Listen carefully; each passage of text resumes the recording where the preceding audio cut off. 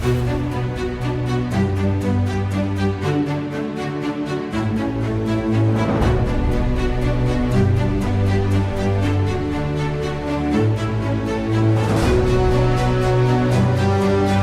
With Jesus என்ற நிகழ்ச்சியை பார்த்து கொண்டிருக்கிற அன்பான வாலிப தங்கைகளுக்கு அன்பின் வாழ்த்துக்களை தெரிவித்துக் கொள்கிறேன். ஒரு குட்டி உண்மை சம்பவத்தோட நான் இந்த தியானத்தை நான் துவங்குறேன். ஒரு சின்ன பைபிள் ஸ்டடிய ஒரு அண்ணே நிறைய பாய்ஸை வச்சு எடுத்துட்டு இருந்தாங்க. வாரந்தோறும் அந்த பைபிள் ஸ்டடி நடக்கும்.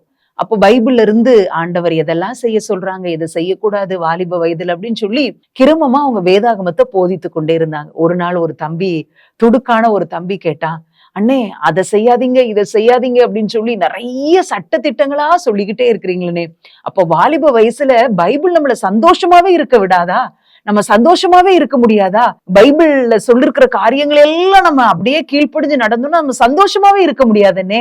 அந்த அண்ணன் உடனே கேட்டாங்க, அவங்களுக்கு தெரியும் அந்த தம்பிக்கு பைக் ஓட்டுறதுன்னா ரொம்ப பிடிக்கும் அப்படின்னு சொல்லி தெரியும். உடனே கேட்டாங்க, தம்பி உனக்கு பைக் ஓட்டுறது ரொம்ப பிடிக்கும்ல? ஆமாண்ணே எனக்கு பைக் ஓட்டுறதுன்னா ரொம்ப பிடிக்கும். சரி, உனக்கு பைக் ஓட்டுறது ரொம்ப பிடிச்சது, ஓன் வாழ்க்கை ஓன் பைக்கு, நீ ஜாலியா என்ஜாய் பண்ணணும். இனிமே என்ன செய்ய, ரைட் சைடு ஓட்டிட்டு போயே ஜாலியா சந்தோஷமா அப்படின்னு சொன்னாங்க. ஐயோ அண்ணே ரைட் சைடு ஓட்டிட்டு போனா லாரி மோதி நான் சாக வேண்டியதான் அப்படின்னு சொன்னானா. பத்தியா, அப்ப நம்ம இந்திய அரசு சட்டங்களை போட்டிருக்குது அப்படின்னு சொன்னா உன்னைய கஷ்டப்படுத்தணும் அப்படிங்கிறதுக்காக இல்ல, நீ பாதுகாப்பா சந்தோஷமா டிரைவ் பண்ணி போகணும் அப்படிங்கிறதுக்காக தான் அப்படின்னு சொன்னாங்களாம். உடனே அந்த வாலிபனுக்கு அது நல்லா ஈஸியா புடிச்சுக்கிச்சான். அதே மாதிரிதான் ஆண்டவர் நம்முடைய வேதாகமத்துல கொடுக்கிற இதை செய் இதை செய்யாத அப்படின்னு சொல்ற காரியங்கள் நம்முடைய சந்தோஷத்தை குலைப்பதற்காக அல்ல, நம்ம மகிழ்ச்சியோடு பாதுகாப்பாய் நம்முடைய வாழ்க்கையை கொண்டு போகிறதுக்காக தான்.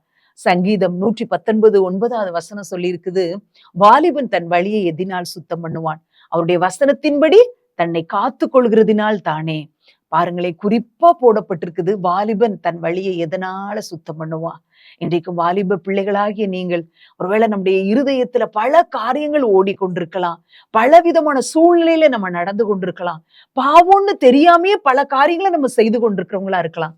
ஆனா வசனத்தை வாசிக்கும் போது வசனத்தின் வெளிச்சத்தில் மாத்திரமே நம்ம சுத்தமாய் நம்மை காத்து கொள்ள முடியும், நம்முடைய வழியை நாம் காத்து கொள்ள முடியும். அவருடைய வசனத்தின்படி தன்னை காத்து கொள்கிறதினால் தானே. ஒருவேளை இதுவரைக்கும் நீங்க நினைச்சிருக்கலாம், இந்த சட்ட திட்டங்கள், இந்த நியாயப்பிரமாணம், இந்த கற்பனைகள், இந்த கட்டளைகள் எல்லாம் வாலிப வயசுலயே நான் கற்றுக்கொண்டேன்னா, வாலிப வயசுலயே நான் வேதத்தை வாசித்து அப்படி இப்படின்னு இருக்கணும்னா நான் என்ஜாய் பண்ணவே முடியாது அப்படின்னு சொல்லி அந்த வாலிப தம்பியை போல நீங்க யோசித்து கொண்டிருப்பீங்க அப்படின்னு சொன்னா, பைபிள்ல ஆண்டவர் உங்களுக்கு கொடுத்த வார்த்தைகள் உங்கள் சந்தோஷத்தை ஒரு நாளும் குலைக்கவே குலைக்காது.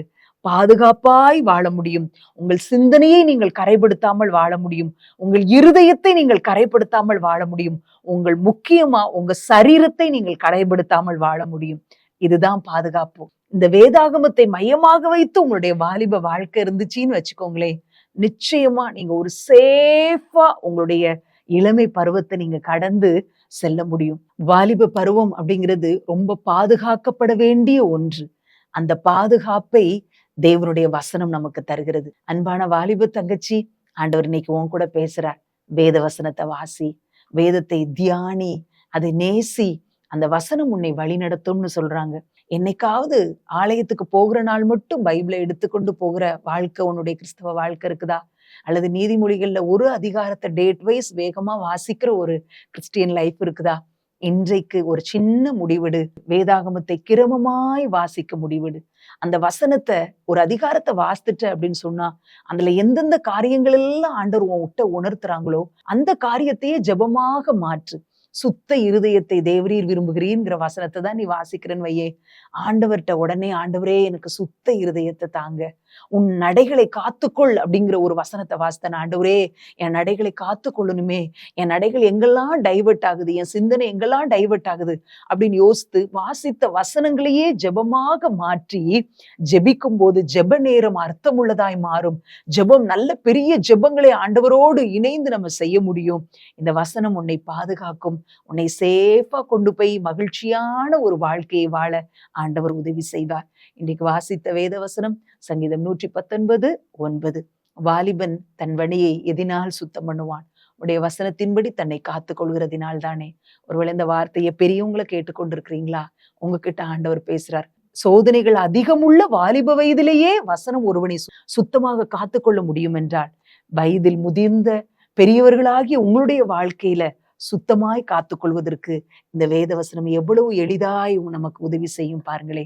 நிச்சயமாய் தேவன் இந்த வசனத்தின் மூலம் நம்மை அவர் வழி நடத்துவாராக. ஒரு நிமிடம் கண்களை மூடி ஜெபம் பண்ணிடலாமா? அன்பின் பிதாவே, இந்த காலை வேளையிலே நாங்கள் எங்களை உம்முடைய கரத்துல ஒப்பு கொடுக்கிறோம் சுவாமி. உம்முடைய வசனத்திற்கு ஆண்டவரே கீழ்ப்படிந்து நடக்கிற அந்த ஆசீர்வதிக்கப்பட்ட வாழ்க்கையை வாழ என்னையும் எங்களையும் நாங்கள் ஒப்பு கொடுக்கிறோம் ஐயா. உம்முடைய வசனத்தினால் சுத்தம் உண்டாகும், உம்முடைய வசனத்தினால் எங்களுக்கு ஆசீர்வாதம் உண்டாகும் என்பதை நாங்கள் அறிந்திருக்கிறோம். வசனத்தை வாசித்து நேசித்து தியானிக்கிற இருதயத்தை இந்த செய்தியை கேட்கிற ஒவ்வொருவருக்கும் எனக்கும் தருவீராக. இன்னும் நாங்கள் உம்மை கிட்டி சேர உடைய வேத வசனம் எங்களுக்கு ஆதாரமாயிருக்கட்டும்னு சொல்லி ஜெபிக்கிறோம். கர்த்தர் அப்படியே செய்து உங்க நாமத்தை மகிமைப்படுத்துங்க. இயேசுவின் மூலம் ஜெபிக்கிறேன் நல்ல பிதாவே.